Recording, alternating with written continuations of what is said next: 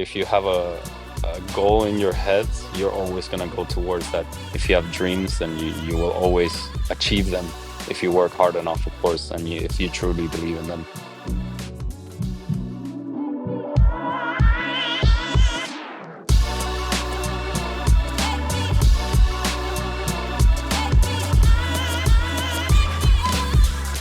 Welcome to OysterLink, and thank you so much for joining us today. Pleasure to be here.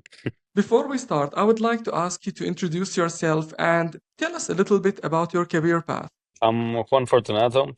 I'm a professional chef. Actually, I started my way up. Actually, I studied nutrition first, and then I shifted to the kitchen, starting from the dishwasher up to head chef in like an Argentinian restaurant. And well, in the last few years in the restaurant, of course, it can be very demanding, so we can't really be out there, let's say, traveling or anything like this. Or yeah, there is a lot of pressure in the restaurant world. So I sort of decided to change my lifestyle a little bit around. And well, I ended up basically quitting that head chef position. And in the end, I tried to start my own project right now. So now you're traveling, you're a nomad chef, if I'm not mistaken, right? Yeah. So actually, because I was so I wouldn't say stuck, but like I was so inside in the kitchen, I forgot about the amazing things in life, basically. And one of them is, let's say, traveling, because it is very difficult to take some holidays while you're in the kitchen, while you're a professional chef. Um, it's always very hard to cover your position, so you need to maybe find freelancers or something like this. So for a restaurant, it can be very costly. So I sort of forgot about taking holidays or taking pleasures in my life. And when I actually decided to quit the restaurant, I thought, you know what? I have all the time in the world right now. All not all the time of the world, but I have most of the time of the world. And I thought, why not go traveling? Because that's exactly why I quit the restaurant, to be able to enjoy other aspects in my life. And well, I basically quit in December, and then in January I started traveling around a little bit, and well, this helped me a lot to get a lot of inspiration in dishes and in cooking and yeah, in ideas for my future. So yeah. You mentioned that you were a dishwasher, then you became the head chef. So can you tell me what happened in between? So actually, when I was studying, I started getting some sort of interest in the kitchen, and that's when I started doing the well, I started in the restaurant, and there I was doing the dishwashing. In the middle actually of my studies, I was about to just quit the entire study, but then I thought, okay, like let me just finish my study, let me get that diploma, and then I will figure it out what's going to happen after that. And well, when I finished my studies, I tried to do something related to nutrition, which I wouldn't say failed, but just like made me realize that I was interested in something else.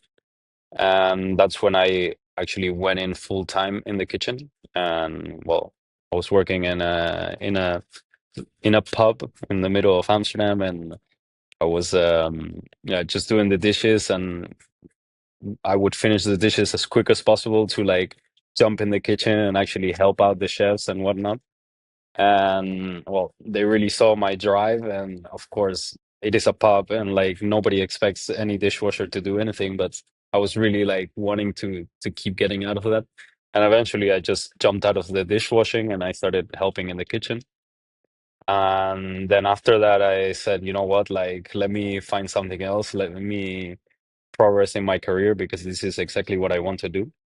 And that's when I started going from restaurant to restaurant, like door to door, asking if people needed a job. And well, in fact, some other chefs were like really surprised at this approach, because not everybody does this. Usually they just hand in their CV and that's it, or send an email or whatever. But I was really there, like knocking on the door, asking if I could work for them. In fact, I walked into this restaurant that, well, now they have a two Michelin star, but at the beginning it was they were just opening, and the owners were like two Michelin star chefs and whatnot. So I had no clue what I was walking into, and I just went up to them. I was like, "Hey, I just want to work here. I want to work in the kitchen, but I have no experience." Unfortunately, there they didn't have space, but they really appreciated that approach. And eventually, I found a job in this well-known chef in the Netherlands called Ron Blau, and I started working there. And very quickly, I progressed up from demi-chef de partie to chef de partie, and well, with a lot of tasks that belong to a sous chef. So I was really craving that position. Since I was not able to get it, I realized that I didn't have enough experience. I just decided to change restaurants, and then again and again, and well, eventually that led me to well, first getting a sous chef position, and then after getting an offer for a head chef position. And I thought, you know what, even if I think I'm not ready, it's just an experience. And well, I dove in there. It was like a crazy experience. I would say I learned a crazy amounts. And well, I did realize that it is very demanding. You have to sacrifice a lot of things. So that led me to here. It's impressive, by the way, but may I ask about education? You mentioned that you studied nutrition. Have you studied anything else besides nutrition? Yeah, so I studied nutrition, and when I started in that one restaurant, they offered me to pay for my studies as a chef, and I did my culinary degree there, which was I got the diploma, so I'm a certified chef, let's say. And I would say like the diploma for chef helps a lot if you want to get some sort of position, and it helps you like understand the basic and the base of everything from the kitchen. But I do believe that you do learn a lot in the kitchen itself, like, well, putting yourself into practice. This is really inspiring, by the way. I hope a lot of people like watching this will be inspired by the approach you just mentioned, going like just knocking on the door, asking for a job, looking for the opportunity, and just going for the experience. And now that you talked about your present, now you are a nomad chef, so that's a totally different experience. So what do you do right now? Do you travel and work as a full-time chef or part-time chef? How much time do you spend in every destination? What's your model right now? So right now, if you ask me about my motto, I would say enjoy life as much as possible, because I happened to sort of forget about my life when I was working in the restaurant. And that was something personal, because I would say I'm a quite workaholic. Um, but then when I left that, I thought, you know what, like now I can do whatever I want. And there I started to, like become healthier, go to the gym more, eat better, sleep better, have more social life, and started to travel as well, because opportunities would arise, and I would be like, I would always have that no answer super quick, because I knew that it was harder to ask for the days off. But now I was like, you know what? I have no excuse. I can just say yes, and take whichever trip that I want to do. And well, that's when, since I'm in Europe, everything is super close, so you can very easily take a plane to, well, to anywhere in like 2 hours, and you're there in a completely different country. And I also just visited like some new countries which I've never been before, and it's super interesting to learn about their culture, their food culture, and like, well, just everything is completely different to one one place that somebody is used to. Can you name some of those countries, like the countries that you have been to since you started nomading as a chef? So from the beginning of January, I would say everything started, and there I traveled to Spain, to Madrid. I have some family there, so I went to visit. Then we went to Mallorca, which I loved. It's an amazing place. Then I went to Belgium. I went to Paris, France. I've been to Norway, Sweden. Um, well, now I'm back here in Mallorca again. Um, but yeah, south of France. I'm trying to think of the places that I've been to, but these were basically short trips that I took in the last few months. And well, I began to get a lot of inspiration on what to do. Um, and since I'm running like a social media account with cooking, I'm focusing a little bit on the nutritional side of fine dining experiences, basically. Um, and well, with the traveling, I thought I can really do something with this. I recently just made a mini series called The Chef Without Borders, and basically I go to different countries and then I get inspired by their food culture, and I make a dish, I present it, I show different cooking techniques, which can be very interesting for chefs because I believe that when you are a chef and you want to come up with a dish, you're stuck with your own techniques that you've learned in the past and your past experiences, but maybe you're missing out on other experiences that other chefs have had, right? So in different restaurant, I would say that they have their own different type of techniques, which makes a signature for each different chef, basically. And this is what I'm trying to portray, showing techniques and at the same time making dishes that are gourmet or fine dining and that are health conscious. Do you expect also to go to other destinations, for example, Asia or Africa or the Middle East? Are these on your, let's say, nomadic plan or not yet? Well, for sure. Actually, you asked me earlier what I was doing right now, and I'm actually working part-time in the restaurant because I need to sustain myself, of course. My project hasn't shoot off yet, but it is, it's going the right direction, which I'm positive about.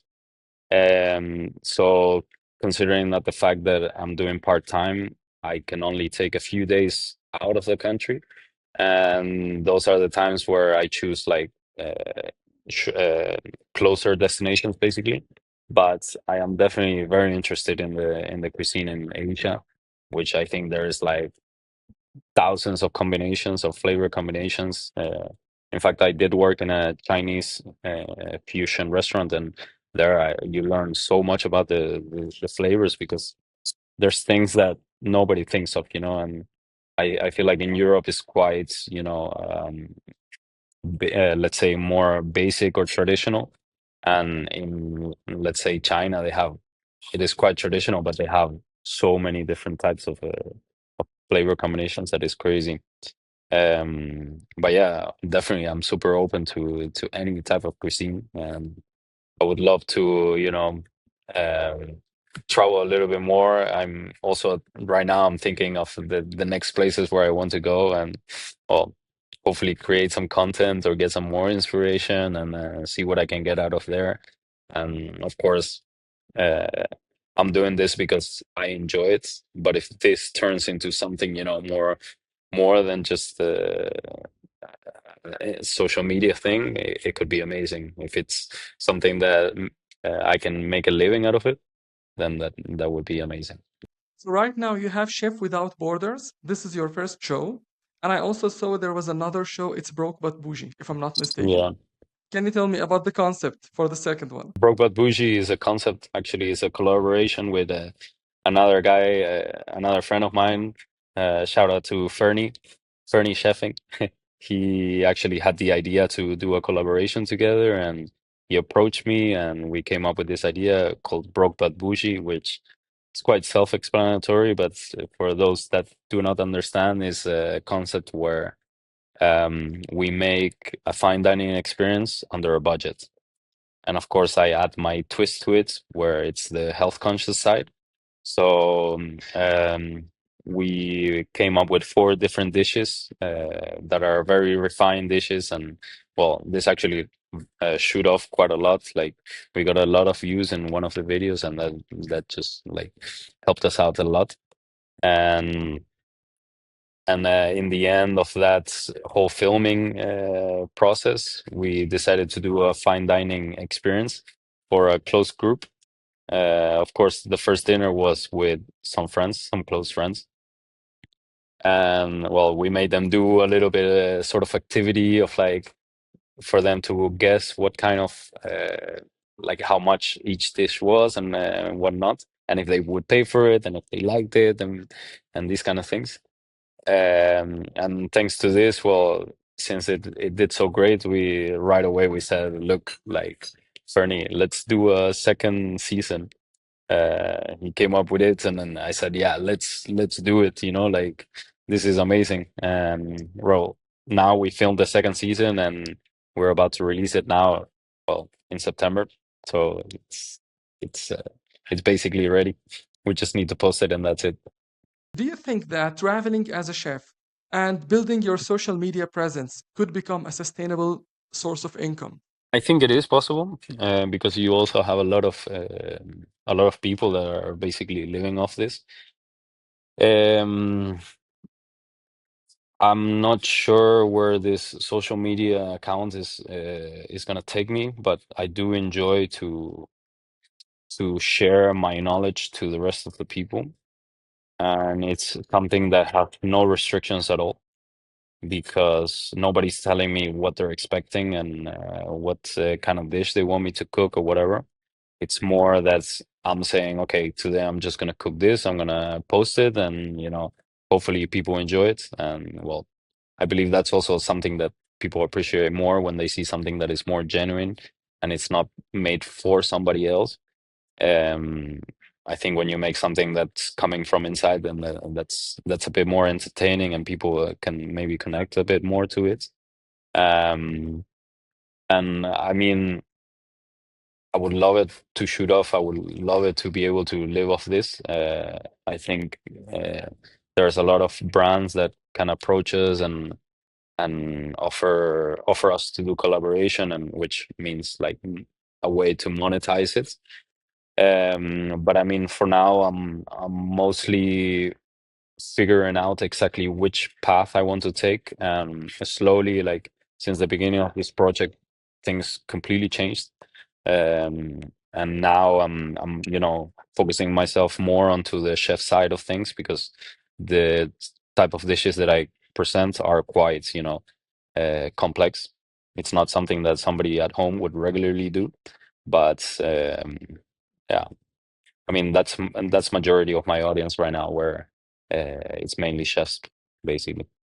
Do you still dream of having your own place, opening your own restaurant one day in some country? Or that's now not in your plans? My first interview at the restaurant, um, I was so sure that I wanted to work in the kitchen. Like my mind was so fixated on that.